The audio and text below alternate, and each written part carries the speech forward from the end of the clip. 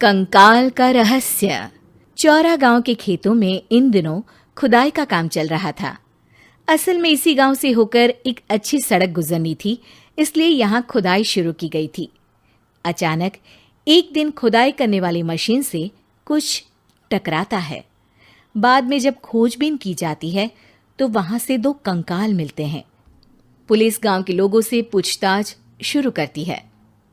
आप लोगों को क्या लगता है ये किसके कंकाल हो सकते हैं? अरे साहब, हमें क्या पता ये किसके कंकाल है, आप ही लोग पता लगाइए। हम लोग तो बहुत ज़्यादा डरे हुए हैं। हाँ, हमारी फॉरेंसिक टीम अभी आ रही है। ये बताओ कि इस गांव के रहने वाला कोई जोड़ा गायब तो नहीं ना? क्योंकि शुरुआती जांच में तो ये बात सामने आ रही है कि एक कंकाल किसी पुरुष का है तो एक किसी महिला का। साहब, हमें तो बहुत डर लग रहा है। ऐसे कंकाल मिलने का मतलब गांव के आसपास ही किसी की हत्या हुई है या फिर किसी को जलाकर मार डाला गया है। हाँ साहब, हम अपने परिवार को लेकर बहुत ही ज़्यादा परेशान हैं। देखिए, आप लोगों की परेशानी हम समझ सकते हैं, लेकिन आप लोगों को पुलिस का सहयोग करना होगा, क्योंकि आपके सहयोग के बगैर हम ये पता नहीं लगा सकते हैं कि आखिर ये किसके कंकाल है और इनकी हत्या किसने की। ठीक है साहब, गांव के लोग आपका पूरा सहयोग करेंगे। हाँ साहब, पूरा सहयोग करेंगे।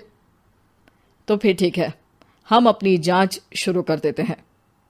कुछ दिन बाद जांच रिपोर्ट आ जाती है। पता चलता है कि ये कंकाल करीब 20 साल पुराने हैं, यानी 20 साल पहले किसी जोड़े की हत्या कर शव को यहाँ पर दबा दिया गया था। इंस्पेक्टर राघव, ये बताओ कि 20 साल पहले की मर्डर मिस्ट्री क्या आप सुलझ सकती है? हाँ सर, क्यों नहीं। लेकिन अब सबूत और गवाह काफ़ी मिट गए होंगे। मुश्किल तो होगी, लेकिन शायद किसी परिवार को इंसाफ मिल सके। इंस्पेक्टर राघव, आप बिल्कुल सही कह रहे हैं। किसी परिवार को तो इंसाफ मिलेगा ही और किसी को उसके किए की सज़ा भी मिलेगी। जी सर, मैंने तो जांच शुरू भी कर दी है। 20 साल पहले इस गांव के 2 जोड़े अचानक कहीं गायब हो गए थे। मैंने दोनों ही परिवारों के बाकी के सदस्यों से बातचीत शुरू की तो उन्होंने बताया कि उनके बच्चे शहर गए थे, लेकिन आज तक वापस नहीं लौटे हैं। लेकिन ये दोनों शव किस परिवार के सदस्यों के हैं, ये कैसे पता चल सकेगा? सर, मैंने डीएनए टेस्ट करवा लिया है। आज शाम तक इसकी रिपोर्ट भी आ जाएगी। अच्छा, ठीक है। उसी शाम को सर, डीएनए रिपोर्ट के मुताबिक ये दोनों ही लाशें चौरा गांव के रहने वाले प्रधान सुल्तान सिंह के बेटे और बहू की है। लेकिन इनकी हत्याएं किसने की है, ये कैसे पता लगेगा? इसी का तो पता लगाने की कोशिश में जुटा हूं सर। आज सुल्तान सिंह से मिलने भी जा रहा हूं।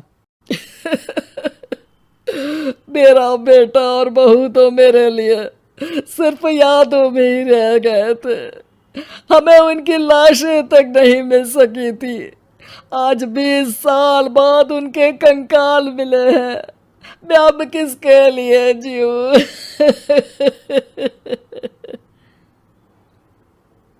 लेकिन सर, क्या आपकी किसी से कोई दुश्मनी थी? अपने बेटे बहू की हत्या के लिए आप किसे जिम्मेदार मान रहे हैं? अब मैं किसका नाम बोलूं? मेरी तो किसी से दुश्मनी नहीं थी, बस मेरे बेटे बहू को कोई वापस ला पाता।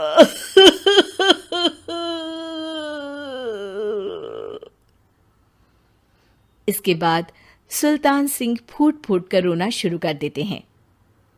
सर, अब आप इनका अंतिम संस्कार करवा सकते हैं। कम से कम इनका शरीर ना सही, इनका कंकाल तो आपको मिला है। लेकिन हाँ, अगर आपको कुछ भी याद आए तो ज़रूर बताइएगा। मेरी तो बेटा अब उम्र हो गई है, लेकिन मेरे बेटे और बहू के हत्यारों का ज़रूर पता लगाइएगा, क्योंकि जब तक हत्यारे पकड़े नहीं जाएंगे मेरा मन नहीं मानेगा। सर, हमारी पूरी कोशिश रहेगी हत्यारे को पकड़ने की। लेकिन एक बात बताइए, उस वक्त आपको किस पर शक गया था? उस वक्त मेरे एक ड्राइवर को पकड़ा गया था, लेकिन सबूतों के अभाव में उसे छोड़ दिया गया था। अच्छा, और ड्राइवर पर कैसे शक हुआ था? क्योंकि उस दिन ड्राइवर छुट्टी पर था। उस समय लेकिन लाश क्यों नहीं मिल सकी थी? उस वक्त पुलिस ने बहुत कोशिश की थी, लेकिन दोनों की डेड बॉडी नहीं मिल सकी थी। ठीक है, हमारी तफ्तीश चल रही है, मैं फिर आऊंगा। इसके बाद इंस्पेक्टर वहां से चला जाता है और सुल्तान सिंह अपने बेटे और बहू की याद में खो जाते हैं। कुछ दिन बाद सुल्तान सर, एक बात बताइए, जब आपके बेटे बहू की हत्या हुई थी, उसी के आसपास आपके ही गांव का रहने वाला एक और जोड़ा उसी वक्त गायब हो गया था ना? हाँ सर, अलका और अभिषेक, वो भी मेरे बच्चों जैसे ही थे। तो फिर वो कहाँ है? उनका भी आज तक पता नहीं चल सका, लेकिन बताते हैं कि कुछ साल पहले अभिषेक को गांव के ही किसी आदमी ने मुंबई में देखा था, लेकिन फिर वो गायब हो गया। यानी अभिषेक और अलका की हत्या नहीं हुई थी, बल्कि उन्होंने किसी वजह से खुद ही गांव छोड़ दिया था। हाँ, हो सकता है, क्योंकि अभिषेक मेरे बेटे संतोष का अच्छा दोस्त था और उसका मेरे घर भी आना जाना लगा रहता था। हो सकता है कि उसने मेरे बेटे और बहू के बारे में सुन लिया हो और ये गांव छोड़ दिया हो सकता है। उनके परिवार का कोई अब नहीं रहता क्या इस गांव में? अब तो कोई नहीं रहता। एक चाचा थे, लेकिन उन्होंने भी अपना पुश्तैनी मकान बेच दिया है। वो भी अब कहीं शहर में ही बस गए हैं।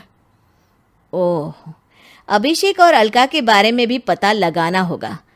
हो सकता है कि वही इस हत्या के बारे में कुछ बता सके। हो तो सकता है, लेकिन वो बेचारे तो खुद ही वक्त के मारे थे, वो क्या बताएंगे। फिर भी सर, जब केस दोबारा खुला है तो जांच तो करनी ही पड़ेगी, और इस बार तो लाशें भी बरामद हुई है। कुछ दिन तक लगातार तफ्तीश चलती रही। एक दिन थाने से सुल्तान सिंह को फोन आता है। हाँ, कौन बोल रहा है? सर, मैं कांस्टेबल तुलाराम बोल रहा हूँ थाने से। आपको थाने आना पड़ेगा। थाने? लेकिन क्यों? सर, किसी की पहचान करवानी है। अच्छा ठीक है, मैं दोपहर तक पहुंचता हूँ। सुल्तान सिंह दोपहर में थाने पहुंचता है। कई पुलिस के अधिकारी वहां मौजूद रहते हैं। सर, आपके बेटे की हत्या का रहस्य आज शायद सुलझ जाए। अच्छा इंस्पेक्टर राघव, पर वो कैसे? सर, उस आदमी को देखिए, क्या वही अभिषेक है? सुल्तान सिंह की आंखों में हैरानी से आंसू आ जाते हैं। हाँ सर, यही अभिषेक है। ये आपको कहाँ से मिला? सिर्फ अभिषेक ही नहीं, बल्कि इसकी पत्नी अलका भी इसके साथ है। मैडम, जरा अभिषेक की पत्नी को लाइए। जैसे ही अलका को पेश किया जाता है, सुल्तान सिंह जमीन पर गिर जाते हैं। सुल्तान सर, क्या हुआ आपको? आप अलका को देखकर गिर क्यों गए? सुल्तान सिंह सर पकड़कर बैठ जाते हैं। ये अलका नहीं, बल्कि ये तो मेरी बहू रितु है। पूरा थाना एक दूसरे का मुंह देखने लगता है। क्या? इसके बाद हर किसी को दो कंकाल और हत्या का रहस्य समझ में आ गया। अभिषेक और रितु ने मिलकर संतोष और अलका की हत्या की थी और लाश को जमीन के नीचे दबा दिया था। आज 20 साल बाद इस हत्या का रहस्य खुल सका था कि अवैध प्रेम संबंध में 2 मासूमों की जान गई थी।